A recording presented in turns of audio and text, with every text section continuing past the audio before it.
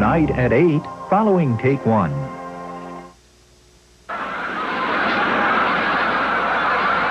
$14,000 years ago, the retreat of the Wisconsin Glacier created 6 million acres of prairie pothole marshland in Iowa. By 1980, Iowa's wetlands were reduced to 26,000 acres. Should Iowans be concerned about this 95% reduction in wetland habitat? Join The Land Between Two Rivers in its second season on Iowa Public Television and decide for yourself while watching The Wetlands, Enclosed in Change. You're watching Iowa Public Television.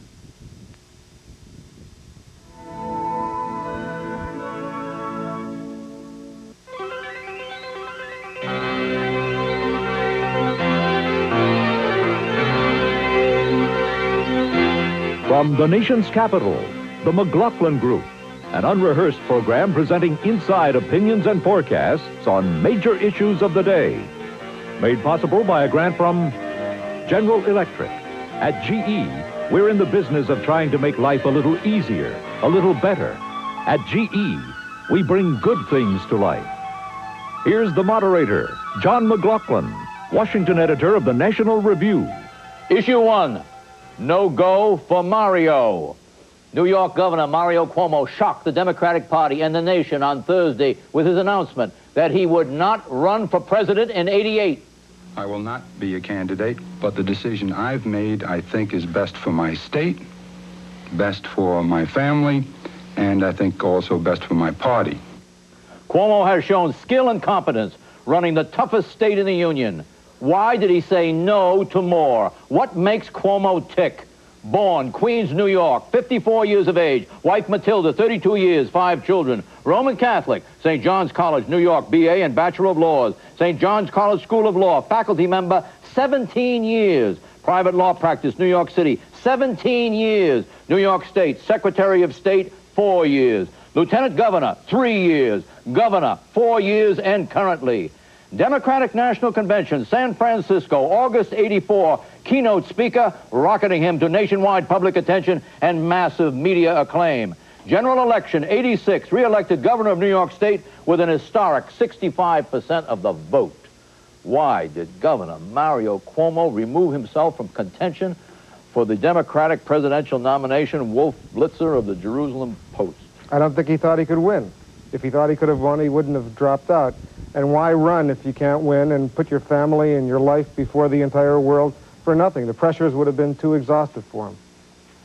Wolf, I don't think you know the man. I think he thought he could run. He operates on several levels, and one of the levels was he didn't want to go through the ordeal of a national campaign where his son Andrew, every time I had seen him lately, he talked about the abuse put on his family. And I think he had some self-doubts, not about his ability to run, but his ability to serve in that office. Yeah, that all means, Novak, that he couldn't win. No, it doesn't. It doesn't mean that at all. He couldn't win because he is too constitutionally unfit by reason of the reasons that you gave. The thing, that has nothing to do with whether he could win, and I think he thought he could win, and I think he could win. Jack, we're having a lot of psycho-history here this morning, aren't we? I don't have any idea why he decided not to run, other than... You predicted he wouldn't run. Well, I thought he might not run for a couple of reasons. And maybe these are the things. One is it is very difficult if you're a sitting governor to do this successfully. And two, Cuomo is a very prideful man, and there was a very real possibility he was going to be embarrassed. As Wolf said, there was no assurance at all that he was going to win the nomination. Mort, give us the answer, will you? No, I really think that he was looking at the impact on his family. I think he did not have the lust to run for president or to be, or necessarily be president. He bombed in Los Angeles. He bombed in Tulane. Just a minute. He did not bomb at Tulane. That was a boffo performance. He took questions and he threw them right back, and it was a terrific performance and not widely reported in the press. I think he learned the lesson of Geraldine Ferraro and John Zaccaro. It was just too much of an ordeal for nothing. No, I don't think... You're not implying that there is a skeleton in the closet there, I think there's... Not necessarily, but I think that the type of exposure, the type of investigations that would have gone on, even if he wouldn't have won, I think that could have hurt him. I think that does him an injustice. I think he is totally clean. And I think, John, the reason he made the kind of speech he did in Los Angeles, the reason he bombed, in your opinion, is he didn't make a political speech. He gave a lecture. And quite obviously, when he made that lecture, a lot of people began to say, hey, this guy may not be running. Also, there was a Johnny One-Note quality to Cuomo. I mean, we've heard some of these themes before. John, how long do you think the press would let him get away with it? I tell you, you know what his problem was with you, John? He made a severe mistake. He wouldn't truckle to you and appear on your show, so you're bombing him. If he'd been on the show, you'd have thought he's great. I think it is a. I was struck last week in talking to a lot of labor skates at the AFL-CIO meeting on Democratic politicians with the reservations they had about Mario Cuomo's ability to sell himself around the country, not on the basis of him being an Italian American, but on the basis of being a New York politician and a New York liberal politician. Yeah. It was not going to be an easy thing for him at all. He still could be a vice presidential candidate, though. You know what I think? I think Cuomo is a politician manqué. I think he's really an academic. He taught for 17 years. He's got all the characters of an academic. A big ego, high sensitivity. But he is the governor of New York State. He did win by a huge landslide. He does know the game. It wasn't a fluke. Let me say something else, McLaughlin, that people like you who are shallow and a lot of the labor leaders that Germond talks to said he couldn't ever possibly beat Ed Koch. You remember that? Yeah. No way he could beat Ed Koch. Quick question. Who benefits most by the withdrawal of Mario Cuomo? Gary Hart. Why Gary Hart? Because I think I'll get the nomination now. What do you say? Joe Biden benefits the most because there has to be an alternative to Hart, and immediately the most available alternative is Biden. What do you think, Jack? This changes the whole ball game because any one of these second-tier candidates can now become the alternative. My guess is that it's going to be Gephardt, who seems to have more substantial following than the others. Is anybody going to say about the candidates on the Republican side? Who stands to gain on the Republican side? How about George Herbert Walker Bush III? No, I don't think it has any. I don't think it necessarily benefits. Wouldn't Bush feel happy about debating Gary Hart than debating Cuomo? Bush is going to have his own problems with Bob Dole and with Jack Kemp. Let's worry about. Who benefits the most? All right, look. Mike Dukakis now has a free run into the race now. Very insightful. You're going to have Dale Bumpers apparently joining the campaign. Do we know that, Jack? You're an authority on Bumpers. But if Bumpers runs, he would benefit more than anyone. And Sam Nunn apparently is not going to run. So you've got a whole new constellation here. I think that Gary Hart, frankly, does not benefit all that much because he is now the lone front runner, and high expectations are placed on him. I've got to agree with Novak. I think Biden gains the most. A quick exit question. The exit question is this: did Cuomo make the right decision? Wolf Blitzer. Yes, I don't think he would have gotten the nomination. What do you think, Bob? It's a wrong decision. I think he would have been elected president. Really? Jack? No, I think it was probably the right decision. Mort? Look, if he did it for personal reasons and he knows himself, I say terrific. I mean, it's better that you should do what's in your heart and your gut than to do something that's wrong for you. Good psychotherapy and good homiletics, Moss. I would say, too, that Cuomo made the right decision because he would have been a dead duck on Super Tuesday because a New York liberal like him could not make it in the South.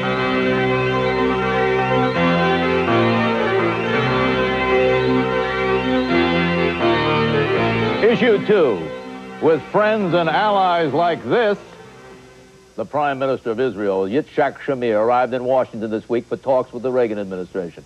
The first such talks by an Israeli leader since the revelations of the Iran-Contra affair and the Jonathan Pollard spy case. Pollard pleaded guilty to charges of spying on the United States for Israel and is awaiting sentencing. Pollard made available to Israel virtually the entire U.S. intelligence gathering apparatus, according to Jerusalem Post Washington correspondent and our panelist, Wolf Blitzer. On the Iran-Contra affair, Secretary of State Schultz absolved Israel of any blame, and Prime Minister Shamir took the position that Israel was only doing its duty. Whatever the participation of various people from Israel may be, in the end, the decisions of the United States government are the responsibility of the United States government. And I'm sure that when all these investigations will come to an end, it will become clear that Israel's participation in this operation was in accordance with our obligations as a friend and an ally of the United States. How strained is the U.S.-Israeli relationship, Wolf Blitzer?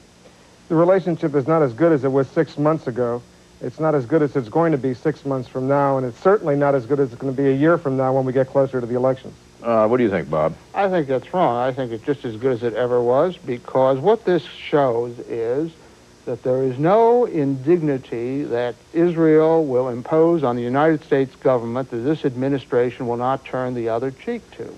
The fact was that Shamir was assured in advance that neither the Iran arms scandal nor the Pollard spy case would be mentioned more than in passing in the conversations with President Reagan. I would say right now that there is such fear of the pro-Israeli lobby in Washington that there is nothing Israel can do that would create problems. We cannot have a good relationship with Israel, or in light of subsequent disclosures with Egypt or anyone else, as long as it becomes so apparent that nobody understands who is running the foreign policy of this country, who speaks for the country. We send Bud McFarlane goes and tells the Israeli government one thing. It proves to be absolutely anathema to half of the foreign policy apparatus of this country. It does have something to do with it. We're taking them over the jumps all the time. On the issue of the International Peace Conference, Shamir came over here, said he was against it. He said it was a trick of the radical Arabs. Schultz was for it. Then Shamir backed away from his hardline position. He took the position it's okay if we exclude the Russians and we exclude the PLO and have only Arab Palestinians. That's what Reagan told him. That's what Reagan said. We're not going to get the Soviets or the PLO into the peace process. Don't worry. Shamir told me that when I saw him on Wednesday. Oh, he did? Yeah. But is Shamir now for an international peace conference? Now is for a mini international peace conference, including Israel, Jordan, Palestinians from the West Bank and Gaza, Egypt, and the United States. What's the likelihood of that occurring? Nil. And even if they did, you don't have... What's the likelihood of the revival of the peace process? Very unlikely. Look, the fundamental problem here is that the Arabs can't get their act together to present another Sadat-like initiative that tells the world that they really want a peace. I want to ask Blitzer this question. You cover this scene very closely. What do you think of the Israeli-U.S. relationship in the sense that, do you think the United States is excessively dependent upon Israel? No, I think Israel may be excessively dependent on the United States. Israel does obviously have a lot of need for U.S. economic and military and political support, but it's still a two-way street. Neither side is... John, wait a minute. I understand you have some things to say also about the relationship of the CIA and the Mossad, particularly when Casey was active. Is that true? Casey was the best friend Israel ever had at the CIA, with perhaps the exception of James Jesus Angleton, the former counterintelligence... How much contact did Casey have with the Mossad? He was in Israel more than I was. John, meaning a lot of trips over there. A lot of trips over to Israel, a lot of deals, a lot of operations, who knows what. Wait a minute. What's your assessment of the Iran-Contra affair and Israel's role in it? Israel played a significant role, but it was working with the United States. When the National Security Advisor of the United States, McFarlane, tells David Kimche the president approved the sale of tow missiles, go ahead. So they've lost Casey, they've lost McFarlane. Israel. That's why the relationship isn't as good as it was 6 months ago, but it's going to get better. All right, because there are built-in limits within this relationship has to operate. They will not suffer in any real way. You're just talking about. I'm not saying they're going to suffer. Absolutely not. For a brief period, they'll go down a little bit. Nothing at all. It's just that they're just on the safe plane. That one point I think I'd like to make is that this week, nobody would know about it, how little publicity it got. The government pleadings in the Pollard spy case said that this was one of the worst espionage catastrophes in the history of the United States. You agree with that, Blitzer? I mean, just a minute. This is not me agreeing with anything. This is the government. The U.S. attorney for the District of Columbia filed a paper with the judge. Right. What did the Israelis do all that for? Can I make my point? Quickly. Can I make my point, yeah, go McLaughlin? ahead. And the point is this, that got no attention, no publicity. It was hardly in the papers, and if it had been done with any other country, the people in Congress would be screaming their head off. I would just like to observe that somehow Novak thinks that having American secrets go into the hands of Israel is as bad as he would think it going to the hands of the Soviet Union. I can't believe what I'm hearing. This is what you're implying. Are you saying that espionage by an ally is condonable?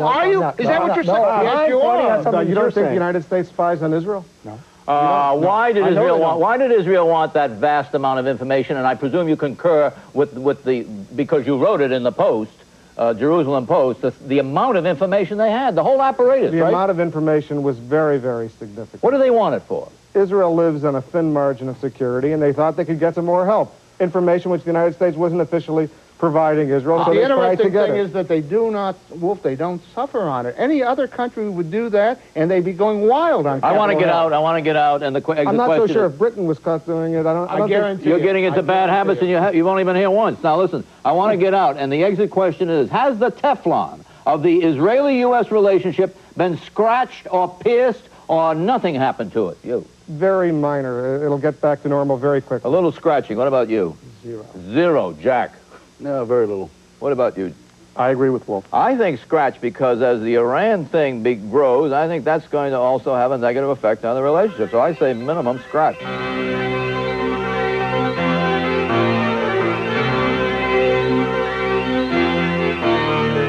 Issue 3, the grilling of Gates. Robert M. Gates has been named by President Reagan to succeed William Casey as director of the Central Intelligence Agency. This week, Mr. Gates underwent confirmation hearings where he faced tenacious, often skeptical interrogation on his role in the Iran-Contra affair. Interrogation that was so unrelenting that during a break, Mr. Gates voiced a frank and a very insightful view of the CIA job, not realizing that the microphones were open. Remember that country and western song, Take This Job and Shove It? Gates was asked to describe what he thought of the Iran policy of the Reagan administration, and this is what he had to say. I told the director that I thought the entire activity should be called off, that the whole policy was a bad idea. Bradley then asked Gates what action he would take if, as CIA director, he suddenly discovered the existence of written presidential orders calling for CIA covert action, orders that he had not been previously made aware of. Well, the first thing I would do would be to hop in a car and come up here. Well, you're learning, Mr. Gates. Assuming that Gates is confirmed, what will happen to the CIA under his leadership, Morton Kondracke? Well, it seems to me that he's going to be very careful. He's going to be constantly before congressional committees, which are going to be trying to do you think he's going to be greater oversight? Is he going to be a risk taker? He is not going to be a risk taker at all. Is he going to be an activist? No, he's a... Is he going to be an operational man like Casey was? Would you like to do this all by yourself? No, he's not going to be like Casey was. He is an analyst. He's a PhD. He's very smart, but he's fundamentally a bureaucrat. He knows how to operate. He knows how to operate as a number 2 man. It's yet to you make him sound like a caretaker. That's what you make him sound like. The word is caretaker, and they tried to get other people. They asked Howard Baker. He said no. You know who else they asked? They asked Edward Bennett Williams. That's right. And he said no. Right. And they couldn't get a Bennett star. Williams said no? He said no. They tried. They couldn't get a star, so they ended up with a bureaucrat. And it really shows that the Reagan administration is out of gas. John, let's not assume that he's going to be confirmed. He'll be confirmed. He gave some. You told me Mario Cuomo was going to run for president, Novak. He said spaghetti on Inauguration Day. That's what he said. Go ahead. Can I make a point here? Without having to listen to your bad jokes, the point is that he gave some very cautious answers to that committee, some very constructed answers to that committee. Let's wait and see what we find out from the Tower Commission and these other investigations before we're sure he's going to be confirmed, particularly the Tower Commission. We may find he is not quite as detached, was not quite as detached from those things as he says he was. Wolf, give me a 10-second observation on this. I think it's probably a mistake. The same rationale why McFarlane and Poindexter were named National Security Advisors. They were there, they were available. I don't think he's necessarily the best person for that job.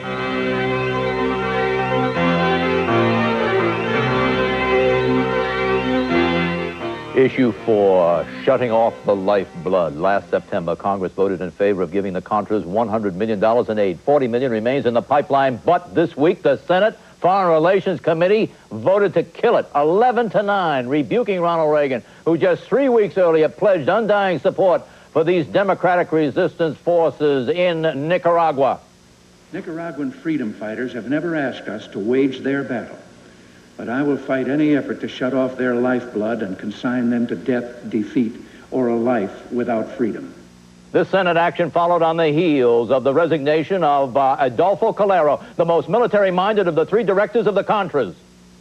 I want to contribute to unity, to a nationalist spirit, to the confirmation of one big organization. In view of the resignation of Calero and its attendant squabbling, and in view of the Senate cutoff vote, and in view of the Iran-Contra affair, is it not safe to say, Roberto Novak, that Ronald Reagan's aid for his beloved Contras, at least beyond the $40 million, is definitely doomed? It's not definitely doomed. It's in very serious trouble. What I think this is a lesson for anti-communist fighters who want to put their faith in the United States, where you have the State Department forcing Calero to resign, because the liberals, like Kondracke, feel much more comfortable with people like Cruz and Rebello. The guy who has the fighting forces is Calero. He hasn't resigned from the FDN, and the CIA is still supporting him. If the Contras are going to have any success militarily, it's going to be through Adolfo Calero. I'd like you mean now that Calero's out, we aren't going to win that war after all? He's not out. Look, quickly. This is not just a military struggle. It's also a political struggle for support within Nicaragua, and you need politicians to run it. I just want to say one other thing. Here we have the Democrats at a time when they're getting one of their fellows, a social democrat or Christian democrat, in as the chief of the Contras, and the fighters are just going into Nicaragua. Now, would you shut up a second?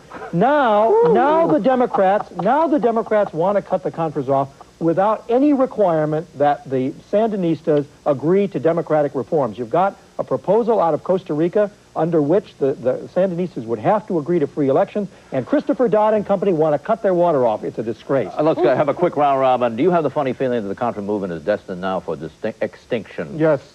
Bob? Before Morton shut me up, I was going to tell him he was wrong. Calero is still in charge of the fighting force in the Contras. I don't think they're doomed for extinction. What do you think, Jack? No. Mort? They are not doomed yet, but if you leave it up to the Democrats, they will be. I think yes.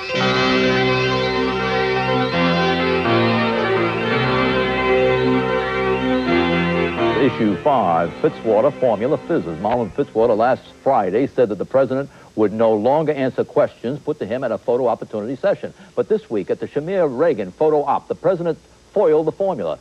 Mr. Reagan, is Donald Reagan, your chief of staff, staying? Well, this is up to him. I have always said that when the people that I've asked to come into government feel that they have to return to private life, that's their business, and I will never try to talk them out of it. This comment follows the widespread tales that First Lady Nancy Reagan for the past week has been giving Mr. Reagan the silent treatment. When asked if this was true, the president exclaimed, "Oh, for heaven's sake, it's not true, and nobody's getting fired." What do you conclude from these various remarks about Don Reagan's job security? I ask you, Jack Germond. I conclude that he is on a very slick piece of ground, and the skids, he is on the way out.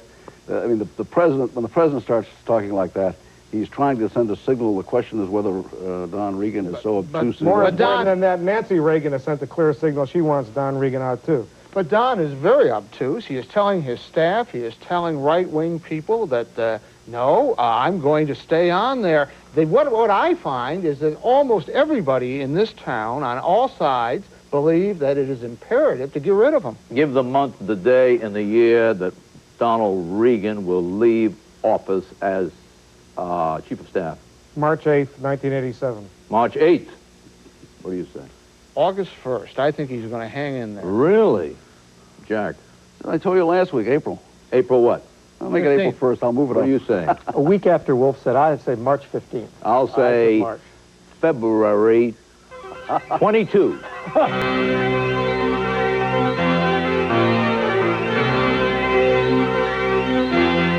Issue 6. School for Scandal. As the stock market soared to new heights last week, the careers of several prominent Wall Street insiders plunged to new lows. Two top investment banking firms, Kidder Peabody and Goldman Sachs, were subpoenaed by U.S. Attorney Rudolph Giuliani.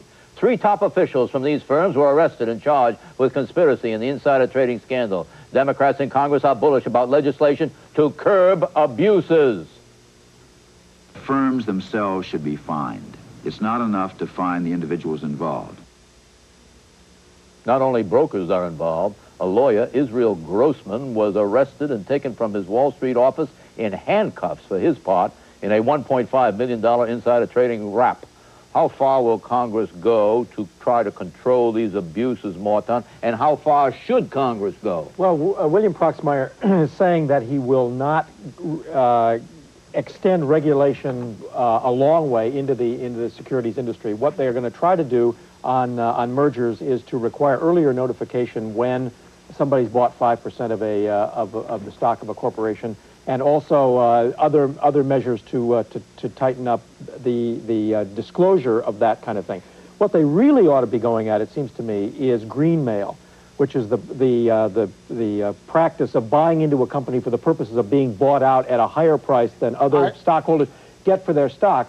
They should not be going after mergers. What you have here is a case where the system works. These insider traders are being caught, and by virtue of the fact that Giuliani, the prosecutor in New York, is handcuffing people, he's going to make very good sure that people sing like birds, lest they avoid being... Believe it or not, I agree mostly with Morton on that. I think green mail is out. I think that Senator Metzenbaum, Senator Proxmire are going after the wrong people when they're going after mergers, and they're protecting the corpocracy. One of the problems I have with all of this, I don't see anything wrong with insider trading. I see something wrong with theft, as in the whole Levine case and these other cases. They were stealing things, but I don't see anything wrong with insider trading. That's the way the system works. What do you think, Jack? You don't see anything wrong with insider trading. You want to have the average who suffers? The average people who are in the stock market suffer because they don't have the inside information. That's egalitarian. Of course. Claptrap. I thought you were a populist. That's ridiculous. You claim to be a populist.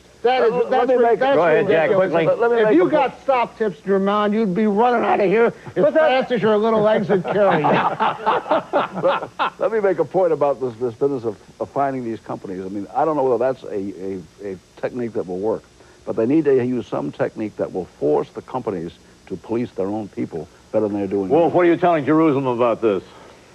Unfortunately, this is a horrible story. It's incomprehensible, these sums. People are making so much already, they need so much more. Who can understand that these kinds of people? It's a sickness.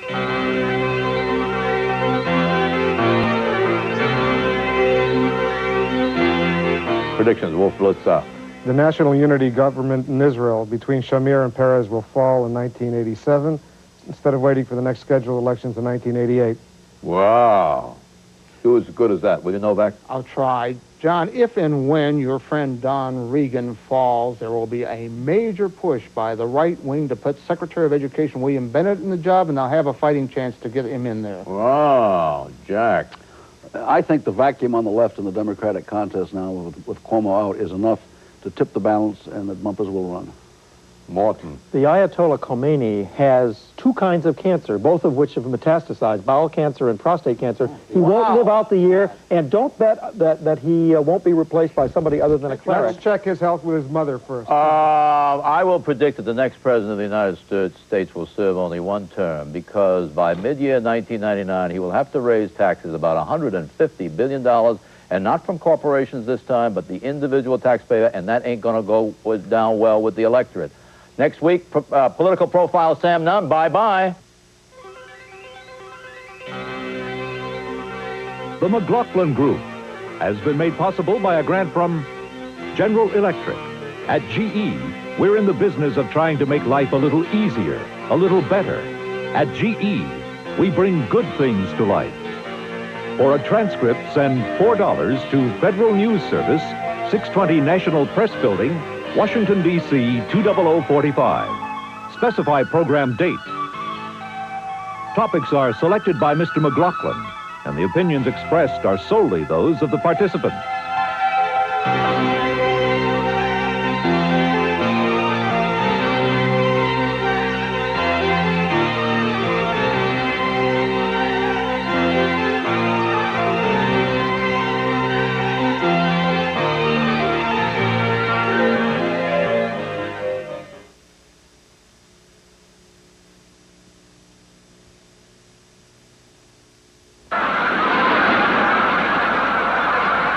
Fourteen 14,000 years ago, the retreat of the Wisconsin Glacier created 6 million acres of prairie pothole marshland in Iowa. By 1980, Iowa's wetlands were reduced to 26,000 acres. Should Iowans be concerned about this 95% reduction in wetland habitat? Join The Land Between Two Rivers in its second season on Iowa Public Television and decide for yourself while watching The Wetlands, Enclosed in Change. They helped put the first American on the moon. Did they also help commit Nazi war crimes? I contributed a great deal to put the first man on the moon. German scientists were brought to the U.S. at the end of World War II to start the American space program.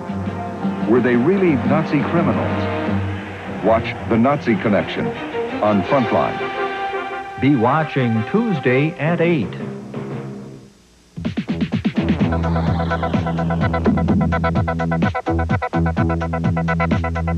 Richard Hill is one of a new breed of men around the city of London. Every day he can win or lose a fortune in a war of nerves against dedicated speculators like Ronnie Schlepfer in New York and William Wong, who plays the currency market from Hong Kong. One day in June, the three of them gambled $1 billion. Who won? Wednesday night at 10:30.